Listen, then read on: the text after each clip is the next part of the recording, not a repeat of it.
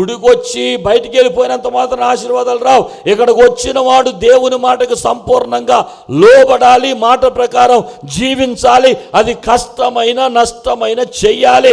ఏమీ తెలియకుండానే అబ్రహాము బయలుదేరినట్లుగా, అన్ని విడిచిపెట్టుకుని బయలుదేరినట్లుగా దేవుడు చెప్పిన మాటకు అలా శిరసావహించి మాట వింటే అసాధ్యమైన వాటిని దేవుడు, స్తోత్రం చెప్పండి. మోషే ఈ బండ మీద కొట్టు. ఏమయ్యా ఏంటి ప్రభు అని, అసలు నాతో ఏంటి ఎటకారం? ఇక్కడ అందరూ తిట్టేస్తున్నారు, నన్ను సణుగుతున్నారు, గొడుగుతున్నారు, దెబ్బలాడుతున్నారు. నీళ్లు లేవని నీళ్ళు అవటం మానేసి ఎక్కడో చోట నుండి ఒక దార నీళ్లు పంపటం మానేసి బండను కొట్టమంటావేంటి అనలేదు మోషే. బండ మీద కొట్టమన్నప్పుడు విశ్వాసముతో దేవుని మాటను నమ్మి బండ మీద కొట్టాడు. అద్భుతమైన జల ప్రవాహములు ఆ బండలో నుండి బయటకు వచ్చాయి. చెప్పాలి గట్టిగా, గట్టిగా చెప్పండి. ఏం చేయాలి? ఏం చెయ్యమంటే చేయాలి. ఆమెన్ చెప్పండి. నేను చాలాసార్లు చెప్పుకుంటాను. నేను బైబిల్ కాలేజీకి వెళ్ళినప్పుడు మొదట 3 రోజులు ఓరియంటేషన్ క్లాసులు అని పెడతారు. ఏ బైబిల్ కాలేజీనా? ఆ ఓరియంటేషన్ క్లాసులకు అర్థం ఏంటంటే, వీళ్ళు వేరు పరిస్థితుల నుండి వచ్చారు కదా, అసలు సేవ అంటే ఏంటో చెప్పాలి, వీళ్ళు ఎలా ఉండాలో చెప్పాలి, వీళ్ళు మైండ్లో ఎలాగ పెట్టుకుని ముందుకు నడిస్తే వీళ్ళు బైబిల్ కాలేజీలో ఉండగలరో 3 రోజులు వాళ్ళ మనస్సును దేవుని వైపు తిప్పడానికి కొన్ని క్లాసులు పెట్టి చక్కగా ఎలా ఉండాలో చెప్తారు. నేను చెన్నై బైబిల్ కాలేజీకి వెళ్ళినప్పుడు ఓరియంటేషన్ క్లాసులు ఫస్ట్ రోజు మేము 10 మంది తెలుగు విద్యార్థులం. ఆ కాలేజీ ప్రిన్సిపల్ గారు వచ్చారు, కూర్చున్నారు, మొదటి వాక్యం మొదలుపెట్టారు. ఆయన చెప్పడమే, మీరు దీవించబడాలంటే పని చేయాలి, దేవుని మాట వినాలి. మోషే బండకేసి చెప్పండి కొట్టు అంటే మారు మాట్లాడకుండా మోషే ఏం చేశాడు? కొట్టాడు. కొట్టినప్పుడు నీళ్ళు వచ్చాయి. మీరు కూడా ఇక్కడున్న సంవత్సరం అంతా కొట్టమంటే కొట్టాలి అన్నాడు. ఏంట్రా బాబు ఇది ఎలా చెప్తున్నాడు ఈయన అనుకున్నాను. ఏం అర్థం కాలేదు. మోషే బండకేసి కొట్టాడు, మన దేని మీద కొడతాం అని నేను ఆలోచిస్తాను. బాబు నీ పేరేంటి అన్నాడు. జ్యోతిరాజ్ అండి అన్నాను. నువ్వు ఆశీర్వాదాలు పొందాలని కోరుతున్నావు అన్నాడు. తప్పకుండానండి అన్నాను. మరి కొట్టమన్నప్పుడు కొడతావా అన్నాడు. కొడతానండి అన్నాను. మరి చెప్పనా అన్నాడు. చెప్పన్నాను. మనకి 25 లెట్రన్స్ 25 బాత్రూమ్లు ఉన్నాయి. పొద్దున్నే వెళ్ళి బకెట్తో అన్ని బాత్రూంలో నీళ్ళేసి కొట్టు అన్నాడు. అర్థమైందా? అది ఆయన కొట్టమన్నది. ఇక నేను నో అనకూడదు. బైబిల్ కాలేజీకి వెళ్ళాం, దేవుడు చెప్పిన మాట వినాలి. వాటర్ ట్యాంక్ దగ్గరికి వెళ్ళటం, బకెట్లో నీళ్ళు తేయటం, వెళ్ళేది ఒకడు, కొట్టేది నేను. అర్థమైందా? పోనీ నువ్వు వెళ్ళింది నువ్వు కొట్టుకోరా అంటే బాగానే ఉండేది. ఆడెవడో వెళ్ళటం, నేను నీళ్లు కొడతాం, అక్కడేం దుర్వాసన. కానీ ఏం చేయాలి? వాళ్ళు పనులు పెట్టలేక కాదు, వాళ్ళు అంత పెద్ద ఆర్గనైజేషన్ నడిపించేవాళ్ళు ఒక బాత్రూములు కడిగేవాళ్ళని పెట్టలేక కాదు. అక్కడ ఏంటంటే నువ్వు సేవకు వస్తున్నావు, సేవకు వచ్చినప్పుడు తగ్గించుకొని ఉంటావా లేదా, దేవుని మాట వింటావా లేదా, చెప్పిన పని చేస్తావా లేదా, అదో పరిశోధన. అందుకని చెప్పారు 4 నెలలండి మొదటి ట్రైనింగ్ అదే. బాత్రూంలోకి వెళ్ళి నీళ్ళు కొడతాం. ఇంకో స్థలంలో అన్నం తినేసిన పెద్ద పెద్ద దాఖలన్నీ కడిగామన్నారు నన్ను. మీకు ఈ స్టోరీలు తెలియదు కదా. పెద్ద పెద్ద దాఖలు నీళ్లు పోయటం, ఇటు నుండి ఒక నీళ్లు, ఇటు నుండి ఒక నీళ్లు, ఈ 2 నీళ్లతో కడిగేస్తూ ఉండేవాడు దాఖలు. కడిగేసి నాకు తెలుసు దేవుని సేవ అంటే ఎలా ఉంటుందో. అందుకని ఆ రోజున పెద్దలు చెప్పిన మాట విని కొట్టమంటే కొట్టాను, కడగమంటే కడిగాను. ఆ విధేయత, ఆ మాట వినిన తత్వాన్ని బట్టి ఈరోజు దేవుడు వాగ్దానాలు నెరవేర్చి ఉన్నత స్థలంలో నిలబెట్టాడు. స్తోత్రం చెప్పండి. హల్లెలూయా. అదే నేర్చుకుని మా బైబిల్ కాలేజీకి వచ్చిన వాళ్ళందరూ నలిపేస్తూ ఉంటాను నేను. ముందుది చెయ్యాలి, వాళ్ళు దేవుని మాటకు లోపడాలి, వినాలి. వాళ్ళకి అర్థం కాక 3 రోజు పెట్టులు చేస్తారు కొంతమంది. ముఖం మార్చేస్తారు కొంతమంది, అన్నం మానేస్తారు కొంతమంది, అలిగేస్తారు మా మీద కొంతమంది, మాట్లాడరు మాతో. అక్కడ గమనించాల్సింది అది కాదు. నేర్చుకోవాలి. దేవుని పనులు ఇంకా బలమైన సాధనాలుగా వాడబడాలి. నమ్మకత్వం చూపించాలి, కష్టపడి పని చేయాలి, చెప్పిన మాట వినాలి, లోబడాలి. అది నేర్చుకుంటే అబ్రహామును దీవించినట్టు దేవుడు మనల్ని కూడా ఆశీర్వదించబోతున్నాడు. స్తోత్రం చెప్పండి, హల్లెలూయా. మాట వింటున్నావా? ఓ విశ్వాసి, నీ జీవితంలో అద్భుతాలు జరగకపోతే అందుకు దేవుడు బాధ్యుడు కాదు, దేవుడు మాట వినకపోవటమే అందుకు కారణం. వచ్చేసి గుళ్ళో కూర్చొని ఇలాగనేసుకుని దేవుడు అద్భుతం చేసేస్తాడు అంటే తప్పు. దేవుని నమ్మిన నీవు, దేవుని విశ్వసించిన నీవు, దేవుని స్వరాన్ని వింటున్న నీవు, దేవుని వాక్య ప్రకారం జీవిస్తే, ఆయన మాట ప్రకారం బ్రతికితే, మనుషుడు రొట్టె వలన కాదు కానీ దేవుని నోట నుండొచ్చు ప్రతి మాట వల్ల బ్రతుకుతాడు. స్తోత్రం చెప్పండి, హల్లెలూయా, హల్లెలూయా. యోహాను సువార్త 2వ అధ్యాయం. యేసు ప్రభువు నీటిని ఎలా మార్చాడు? గట్టిగా చెప్పండి. నీళ్లు అంటే రంగు లేదు, రుచి లేదు, వాసన లేదు. ఇది దేనికి సూచన అంటే ఒక అర్థం పర్థం లేని జీవితానికి సూచన. ఎందుకు? పనికిరాని జీవితానికి సూచన. ఒక వాసన లేనోడు, ఒక రుచి లేనోడు, ఒక రంగు లేనోడు అంటే జీవితంలో ఓడిపోయినోడు అని అర్థం. అలాంటి రంగు రుచి లేని నీళ్లను యేసు ప్రభు ద్రాక్ష పళ్ళు కలపకుండా, యేసు ప్రభు ద్రాక్ష రసం కలపకుండా దాని నీటిని ద్రాక్షారసంగా మార్చాడంటే ఒక సాధ్యమైన దానిని దేవుడు ఎలా మార్చాడు? సాధ్యం చేశాడు. ఒక అసాధ్యమైంది సాధ్యం అవడానికి, రంగు రుచి వాసన లేనిది రుచి కలిగినదిగా మార్చబడడానికి ముఖ్య కారణం ఏంటో తెలుసా? మాట వినిన పరిచారకులు అక్కడ ఉన్నారు. స్తోత్రం చెప్పండి. ఏంటి కారణం? యేసు తల్లి మరియ చెప్పింది, పరిచారకులను పిలిచి, అబ్బాయి రండి, ఇగో ఈయన ఉన్నాడే, ఆయన ఎప్పుడోకప్పుడు ఏదో చెప్తాడు, ఆయన మీతో చెప్పింది చేయండి. వాళ్ళు వెంటనే ఏమన్నారు మరియంతో, ఎవరమ్మా నువ్వు అసలు? పెళ్ళికి 3 మంది గెస్టులు వస్తారు, ఈయన కూడా ఒక గెస్టు. పెళ్ళి యజమానుడు మాకు పెద్ద చీటీ ఇచ్చేశాడు ఇవన్నీ చేయమని. సాయంత్రానికి కూడా చేయలేని పనులు ఉన్నాయి మాకు. ఇన్ని పనుల్లో ఆయన ఎవరినో చూపించి ఆయన చెప్పింది చేయంటే ఊర్లో వచ్చిన గెస్టులు అందరూ ఒక పని చెప్తా ఉంటే చేత్త కూర్చుంటాం మేము.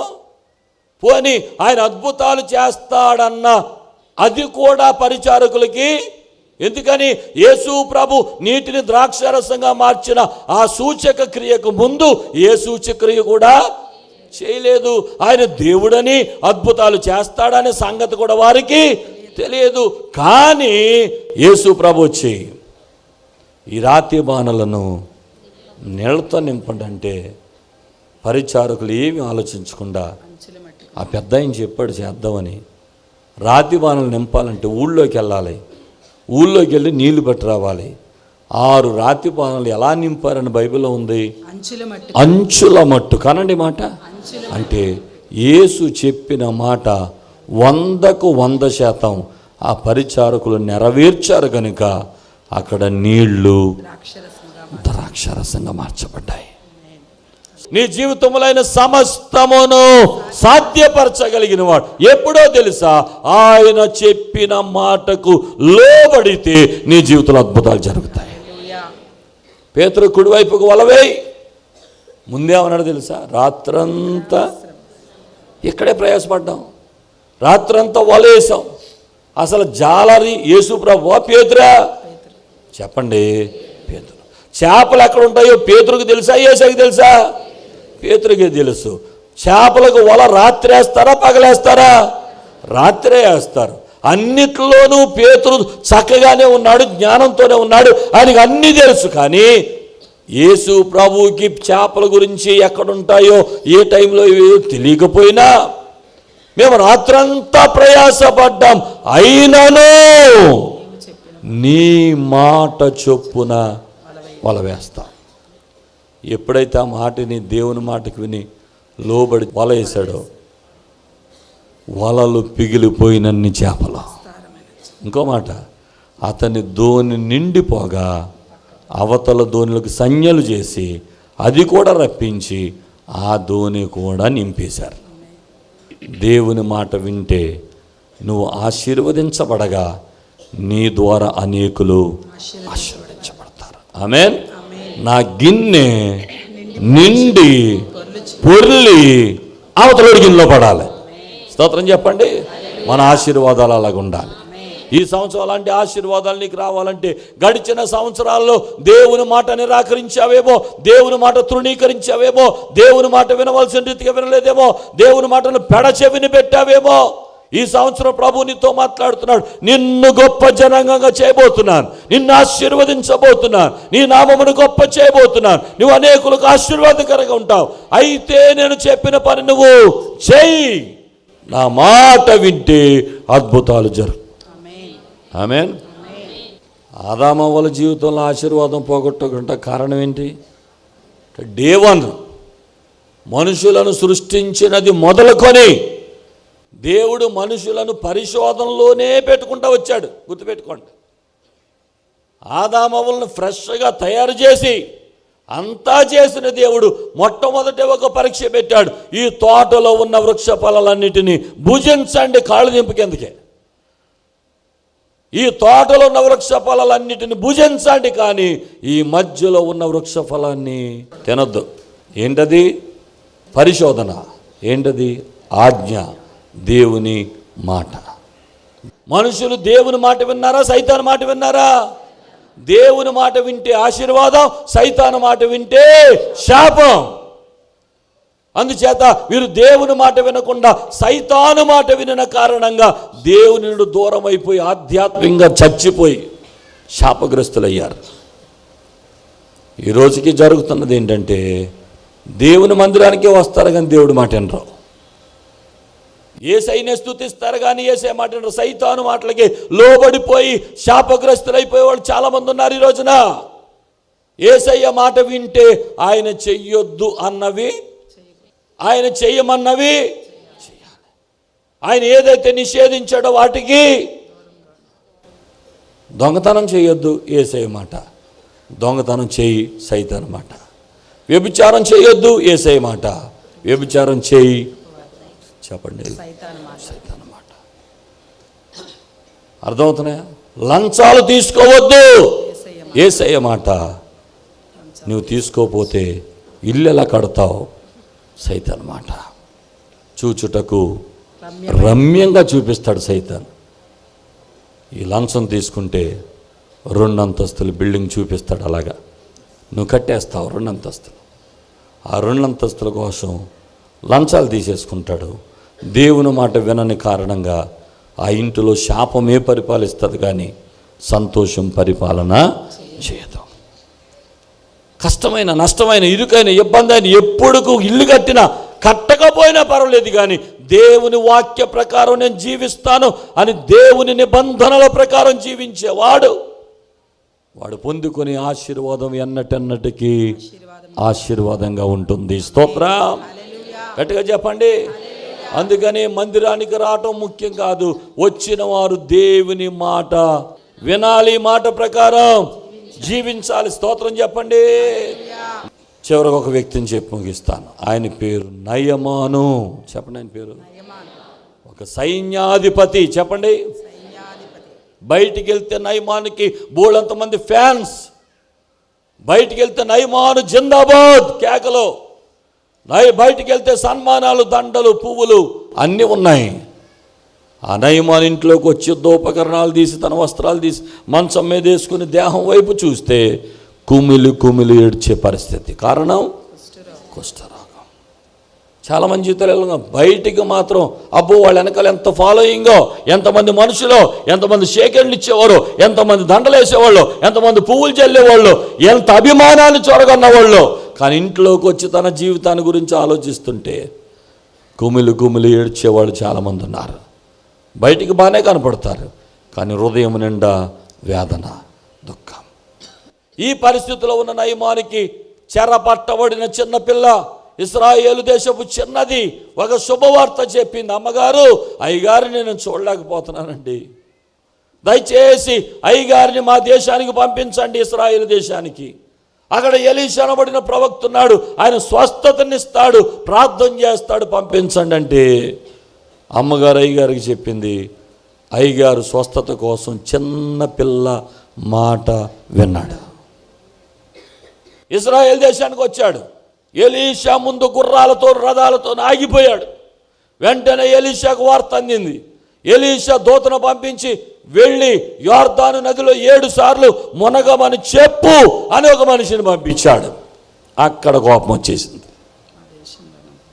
ఎందుకు కోపం వచ్చింది? నేను ఒక దేశానికి సైన్యాధిపతిని. చెప్పండి, నేను ఒక దేశానికి. నేను ఎలా వచ్చాను? గుర్రాలతో రథాలతో వచ్చాను. వచ్చి ఈ పాస్టర్ గారి ఇంటి ముందు ఆగితే పాస్టర్ కనీసం బయటికి రాడా? బయటికి వచ్చి నా మీద చేతులు ఆడించి నన్ను బాగు చేస్తాడని నేను అనుకుంటే ఎవరితోనో కబురు పెడతాడా? అంతే, నేను అంత చీపుగా కనపడ్డాను మనోడికి.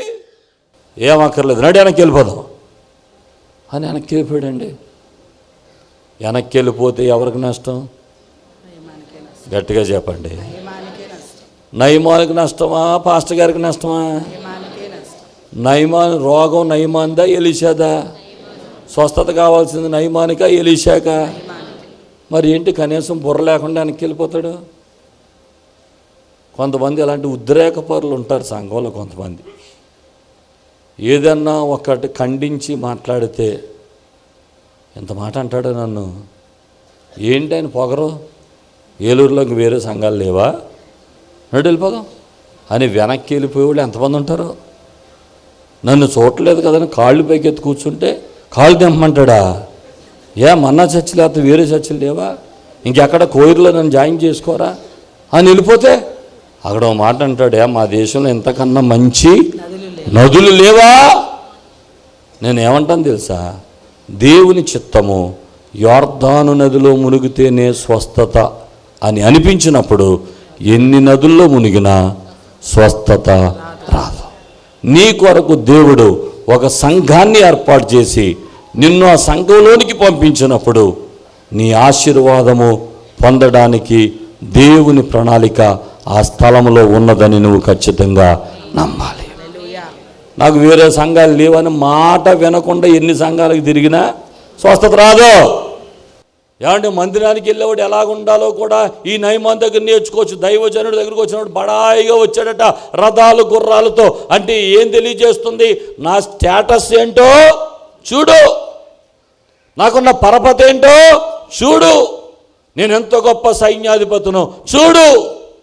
నువ్వెంత గొప్ప సైన్యాధిపతివైనా, నువ్వెంత పెద్ద భూస్వామివైనా, నీకెన్న కోట్ల రూపాయలున్నా, నీకెంత పెద్ద ఆస్తి ఉన్నా, ఎంత పెద్ద ఆఫీసర్ అయినా ప్రభువు దగ్గరకు వచ్చినప్పుడు గుర్రాలు రథాలు బయట వదిలిపెట్టి రావాల్సిందే. నీకున్న స్థితిగతులన్నీ గుమ్మం దగ్గర విడిచిపెట్టి రావాల్సిందే. నువ్వు వస్తున్నది సర్వశక్తుడైన దేవుని దగ్గరికి. నీకు ఒక గుర్రం ఉంది, నీకు ఒక రథం ఉంది, నీకు ఒక పదం ఉంది, నీకు ఒక స్థానం ఉంది, నీకు ఒక వ్యాపారం ఉంది, నీకు ఒక కోట్లు ఉన్నాయి, నీకు ఒక భూములు ఉన్నాయి అంటే దానికి కారణం ఏంటో తెలుసా? అవన్నీ నీకెవరిచ్చినాయి? దేవుడిచ్చినాయి. ఆ దేవుడిచ్చిన వాటిని తీసుకొచ్చి దేవుడి దగ్గర బడాయి చేస్తే దేవుడు ఊరుకోవడం. స్తోత్రం చెప్పండి. అలాంటి పనులు ఏదైనా చేసి గర్వంతో ఫీల్ అయ్యావా, యోర్దాను లాంటి మురుకు నదిలో మునిగేలాగా చేస్తాడు. స్తోత్రం చెప్పండి. నువ్వు తగ్గించుకొని వస్తే, విధేయతతో వస్తే, లోబడి వస్తే, మాట వింటే దేవుడు అద్భుతం చేస్తాడు. చెప్పండి గట్టిగా, ఇంకా గట్టిగా చెప్పండి. స్తోత్రం చెప్పండి, ఇంకా గట్టిగా చెప్పండి. అయితే ఇక్కడ ఇంకొక వ్యక్తిని మర్చిపోకూడదు. నయమాను చివరికి స్వస్థత పొందాడా లేదా? పొందాడు. అతడు కోపగించుకుని వెనక్కి వెళ్ళిపోయినా అతడు స్వస్థత పొందడానికి ఒక కారకుడు ఉన్నాడు. ఎవరు ఆ వ్యక్తి? నయమాను ప్రక్కనున్న మంచి విశ్వాసి. స్తోత్రం చెప్పండి. సంఘంలో మీరు 5,000 మంది ప్రజలున్నాం, మీకు చాలామంది సర్కిల్ ఉంటారు, చర్చిలోనే బోల్డ్ మందితో సహవాసం చేస్తారు, చాలామందితో మాట్లాడతారు. అయితే నేను ఇచ్చే ఒక సలహా ఏంటంటే, మీరెవరితో సహవాసం చేస్తున్నా సరే వాళ్ళ మంచి విశ్వాసులా కాదా అది పరీక్షించుకుని సహవాసం చేయండి. మిమ్మల్ని ప్రోత్సహించేవాడా కాదా, మిమ్మల్ని పురికొల్పేవాడా కాదా, మీ తప్పును ఖండించేవాడా కాదా, మీకు బుద్ధి చెప్పేవాడా కాదా, అది ఆలోచించండి. ప్రక్కనున్న విశ్వాసి మంచి సలహా ఇచ్చాడు. ఏమండి సైన్యాధిపతి గారు నయమాన్ గారు, ఆయన ఇంకోటి ఏదో చేయమంటే చేస్తారు కదా, యోర్దాను నదిలో మునగబడి అంత కోపం ఎందుకు వచ్చింది, మీకోసమే చెప్తా. తప్పండి, దైవజనుడు చెప్పినప్పుడు అలాగా చేయకూడదండి, మీరు చేస్తే మీకు ఆశీర్వాదం అని వెనక్కి తిరిగి తీసుకొచ్చాడు. స్తోత్రం చెప్పండి. కొంతమంది ఉంటారు సంఘాల్లో, అబ్బే నాకు ఆ పాస్టర్ గారి యాటిట్యూడ్ నచ్చలేదండి, నేను గుడి మానేస్తానంట. ఎప్పుడో చేయాల్సింది మీరు ఆ పని అంటాడు పక్క నుండి. ఇలాంటి సలహాలు ఇచ్చేవాళ్ళు చాలామంది ఉంటారు సంఘాలు. అలాంటోడు ఎంత పెద్ద సంఘానికి వెళ్ళినా దీవించబడ్డావు. మాట వినే తత్వం లేనప్పుడు ప్రపంచంలో నువ్వు ఎంత పెద్ద స్పీకర్ ఆధీనంలో ఉన్నా నీకు ఆశీర్వాదాలు రావు. మాట వినాలి, మాట వినాలి. ఆ ప్రక్కనున్నవాడు మాట విన్నాడు, దీవించబడ్డాడు. స్తోత్రం చెప్పండి. ఈరోజు నేను చెప్తున్నాను, దేవుని చిత్తంలో నువ్వు సంఘానికి అంటుకట్టబడి ఉంటే దేవుని మాటకు సంపూర్ణంగా లోబడాలి. అప్పుడే నీకు ఆశీర్వాదాలు. స్తోత్రం చెప్పండి, గట్టిగా చెప్పండి, గట్టిగా చెప్పండి. అది నీకు కష్టమైనా సరే వినాలి. స్తోత్రం చెప్పండి. రూజ్వెల్ట్ గారు మంచి పోస్టుల్లో, మంచి కార్యక్రమాల్లో, ఉన్నతంగా ఆయన టీచరు, ఇంకా రకరకాల పోస్టులు చేశారు. ఆయన నాకు ఒక భుజంలాగా, నేను 22 సంవత్సరాల క్రితం సేవకు వచ్చినప్పుడు మొట్టమొదట నా ప్రక్కన నిలబడింది ఆయనే. అప్పుడు నేను చాలా చిన్నవాడిని, 22 సంవత్సరాల క్రితం అంటే అప్పుడు 20-25 సంవత్సరాల వయసు నాది. అప్పటి నుండి ఆయన శాసిస్తూనే ఉన్నాను. నేను ఆ కుటుంబానికి నేను చెప్తూనే ఉన్నాను, అలా కాదండి ఇలాగ, ఇలా కాదండి అలాగ. ఎప్పుడూ దైవజనుడిగా నేను చెప్పిన మాటకి ఎదురు చెప్పలేదు, సంపూర్ణంగా లోబడ్డారు. మధుబాబు గారు, ఆయన ఒక కుడి భుజంలాగా ఉండేవాడు, ఒక బ్యాంక్ ఆఫీసర్, ఆయన పెద్ద మేనేజర్గా అంత స్థాయిలో ఉండి, అన్న ఇలా చేద్దాం అలా చేద్దాం అంటే అన్ని మాటలు లోబడ్డాడు. ఆయన ఎలా రక్షించబడ్డాడో నాకు తెలుసు ఒక మాట.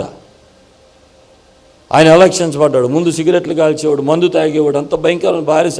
ఒకప్పుడు ఆయన ఒకసారి చర్చిలో కింద పెయింటింగ్ వేస్తున్నాను, ఆ పెయింటింగ్ వేయించడానికి వచ్చాడు, చూడటానికి వచ్చి చందా ఇవ్వడానికి జోబులో చెయ్యట్టి ఇలా చందా తీసేటప్పుడు అగ్గిపెట్టి కింద పడిపోయింది. స్తోత్రం చెప్పండి. నేను చూసేశాను. చూసినా ఏమీ చూడనట్టు యాక్టింగ్ చేసి, చూడకూడదు కొన్ని మంచి జరగాలంటే కొన్ని మన దృష్టిలోకి రాకూడదు, చూడనట్టు యాక్టింగ్ చేశాను. ఒక వారం మాట్లాడుతా, ఆశా నిగ్రహం, మనసును స్వాధీనపరుచుకున్నవాడే శ్రేష్ఠుడు అనే మాట మాట్లాడుతూ నా నోటి నుండి వచ్చిన పదం ఏంటంటే, 6 అడుగుల మనిషి 2.5 అంగుళాల సిగరెట్కి బానిస అయిపోతున్నాడు, తన మనసును స్వాధీనపరుచుకోలేకపోతున్నాడు అన్నాను. ఆ ఒక్క మాట ఆయన పట్టుకుంది. ఆ రోజు నుండి సిగరెట్లు మానేశాడు, మందు మానేశాడు. ఎక్కడ మీటింగ్ ఉంటే అక్కడ నాతో రావటం మొదలుపెట్టాడు. నేను శాసించేవాడిని వాళ్ళందరినీ, వాళ్ళు పెద్దోళ్ళు అన్న, అలా కాదని ఇలా చేద్దాం, అది కాదని ఇది అని చెప్పేవాడిని, ఇలా చేద్దాం.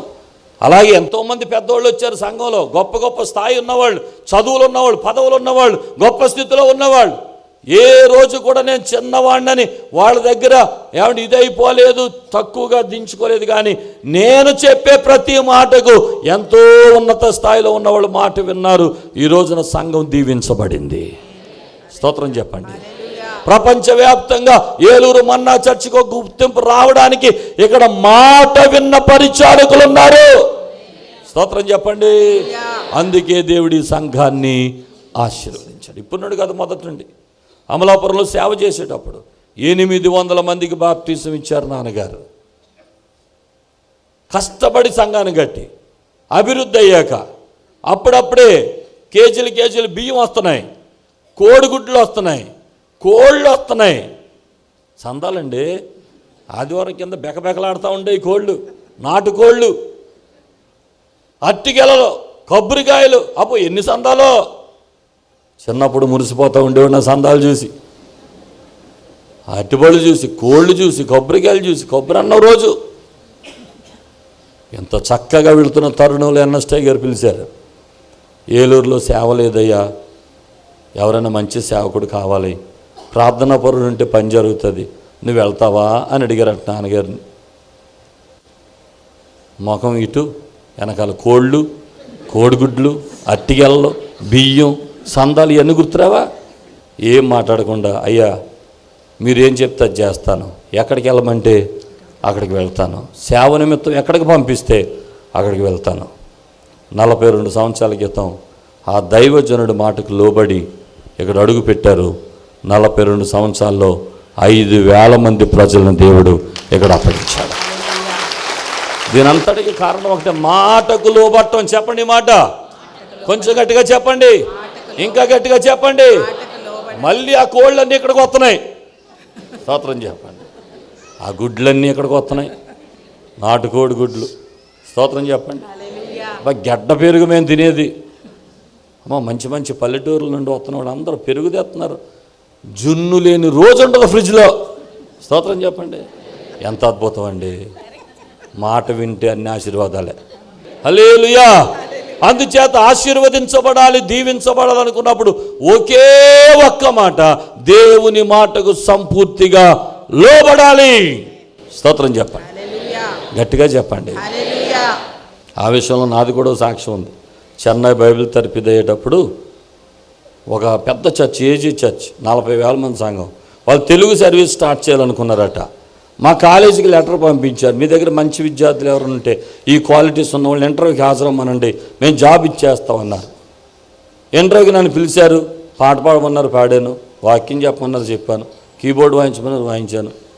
యు ఆర్ సెలెక్టెడ్ అన్నారు. ఫస్ట్ రోజు వాళ్ళు చెప్పిన ఆఫర్స్ ఏంటో తెలుసా? నీకు సువార్త కోసం కారు ఇస్తాం, ఒక ఇల్లు ఇస్తాం, ఒక ఫోన్ ఇస్తాం, అన్ని బిల్లులు మాయే, ఎంత జీతం ఇస్తాం. అబ్బా సూపర్. అసలు అడుగుపెట్టి కష్టపడకముందు ఇంత జీతం, ఇంత ఇల్లు చెన్నైలో. ఇంటికి వచ్చి నాన్నగారికి చెప్పాను, నాన్నగారు ఇలాగ వచ్చిందండి, మరి అక్కడికి వెళ్ళిపోదాం అనుకుంటున్నాను అంటే, ఒరే నువ్వు నాతో ఉండి సేవ చేస్తావు అనుకున్నాను రా అన్నారు ఆయన. నువ్వెక్కడికి వెళ్తావు, ఇక్కడ ఉండని కూడా అనలా, నాతో కలిసి సేవ చేస్తాం అనుకున్నాను రా అన్నారు.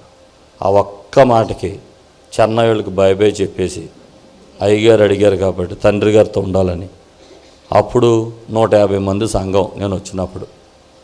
ఆ సంఘానికి అసిస్టెంట్ పాస్టర్గా నన్ను కూడా పెట్టారు. వారి మాట నన్ను ఈ రోజున దేవుడు బహుగా దీవించాడు. స్తోత్రం. క్రైస్తవ విశ్వాస జీవితంలో ఒక్కటే మాట వినుట. అనండి మాట. బలులర్పించుట కంటే మాట వినుట శ్రేష్టం. నువ్విచ్చే కానుకలు, అర్పణలు ఇవన్నీ తర్వాత, నువ్వు ముందు దేవునికి సంపూర్ణంగా లోబడి ఆయన మాట వింటున్నావా లేదా ఒక్కసారి పరిశీలన చేసుకుంటే ఆ ఒక్క మాటలోనే సకల ఆశీర్వాదాలు ఉన్నాయి. కన్ను మూసుకుని గుడిచే పైకెత్తండి. గడిచిన సంవత్సరంలో మాట వినలేదా? అబ్రహామును విడిచిపెట్టమన్నట్లుగా దేవుడు నిన్ను కూడా గత సంవత్సరం అంతా ఎన్నో అంశాలు విడిచిపెట్టు అని మాట్లాడాడు. విడిచిపెట్టావా? దేవుని మాటకు లోబడ్డావా? సంపూర్ణ విధేయత చూపించావా? అమ్మా అది తప్పుడు మార్గం తల్లి, అది పాపం అమ్మా, దయచేసి విడిచిపెట్టే అని ప్రభువు మాట్లాడితే ఆ పాపాన్ని విడిచిపెట్టగలిగావా? ఎందుకు కుటుంబాలను విడిచిపెట్టమన్నాడు, ఎందుకు దేశాన్ని విడిచిపెట్టమన్నాడు, ఎందుకు తండ్రి ఇంటిని విడిచిపెట్టమన్నాడు మనకు తెలియదు. కానీ ఒక మాట, అందులో ఏ మైనస్ ఉందో అందుకే దేవుడు విడిచిపెట్టమన్నాడు. ఈ రోజున నీ జీవితాన్ని బలహీనపరిచే అంశాలు, పాపములు, భయంకరమైన పరిస్థితులు ఏది నీ జీవితాన్ని భయంకరంగా చిత్రవద చేస్తున్నాయో వాటిని విడిచిపెట్టమని ప్రభువు కోరుతున్నాడు. నీ దీవెన కొరకే, నిన్ను గొప్ప జనాంగంగా చేయడానికే, నిన్ను ఆశీర్వదించడానికే, నీ నామమును గొప్ప చేయడానికి, నిన్ను అనేకులకు ఆశీర్వాదకరంగా ఉంచడానికి దేవుడు ఆశపడుతున్నాడు. గత సంవత్సరాలు నిన్ను హెచ్చరించిన హెచ్చరికలు ఒకవేళ ప్రక్కన పెడితే చేయి పైకెత్తి, ప్రభువా ఈరోజు మరలా తీర్మానించుకుంటున్నాను, నన్ను విడిచిపెట్టమన్న ప్రతిదీ నేను విడిచిపెట్టేస్తాను. ఆయన నీకు అవిధేయమైనది ఏదైనా సరే నా జీవితం నుండి విడిచిపెట్టడానికి ఇష్టపడుతున్నాను. ప్రభువా నన్ను ఆశీర్వదించండి. దేవుడు ఒక నూతన కార్యం మీ జీవితంలో చేయబోతున్నాడు. నా యందు మీరును మీ యందు నా మాటలు నిలిచి ఉండిన ఎడల మీకు ఏది ఇష్టమో అడగండి, అది మీకు అనుగ్రహిస్తానని ప్రభు వాగ్దానం చేశాడు. అయ్యా గడిచిన సంవత్సరాల్లో దేవుని మాటను నిర్లక్ష్యపరిచిన ఎన్నో సందర్భాలు నా జీవితంలో కనబడుతున్నాయి. ఈ సంవత్సరం నా జీవితాన్ని సరిచేసుకొని దేవుని మాట ప్రకారం జీవించడానికి ఇష్టపడుతున్నాను. నా కొరకు ప్రార్థించండి అన్నవారు కుడి చేయి పైకెత్తండి. మీ కొరకు ప్రార్థన చేస్తాను. ప్రియ పరలోకపు తండ్రి, నీ మాట వినకపోవటమే మా ఆశీర్వాదాలు దూరం అవడానికి గల కారణమని ఈ ఉదయకాలం మాతో మాట్లాడారు, మాకు బోధించారు. మీకు వందనాలు. నీ మాట విన్నవారు ఇక్కడ ఎవరున్నారో వారు బ్రతుకులు రుచికరమైన ద్రాక్షారసంగా ఇప్పటికే మార్చినందుకొరకు నీకు స్తోత్రాలు. ఇంకా రంగు రుచి వాసన లేని జీవితాలుగా ఎంతమంది నిరాశతో, నిస్పృహతో, వేదనతో, కలవరంతో కొట్టబడుతున్నారో ఈరోజు మాట వినడానికి ఇష్టపడుతున్నారు. నైనా రుచి కలిగిన ద్రాక్షారసంగా మార్చండి. నీ కృపతో బలపరచండి. నీ ఆశీర్వాదాలతో నింపండి. నీ మాట ప్రకారం జీవించే కృప దయచేయండి. యేసు నామమున అడుగుచున్నాము తండ్రి, ఆమేన్. మా చిరునామా పాస్టర్ ఎం జ్యోతిరాజు, శాంతినగర్, ఏలూరు 534007, పశ్చిమ గోదావరి జిల్లా, Andhra Pradesh. Our address: pastor M Jyothiraju, Shantinagar, Eluru 534007, west Godavari district, Andhra Pradesh.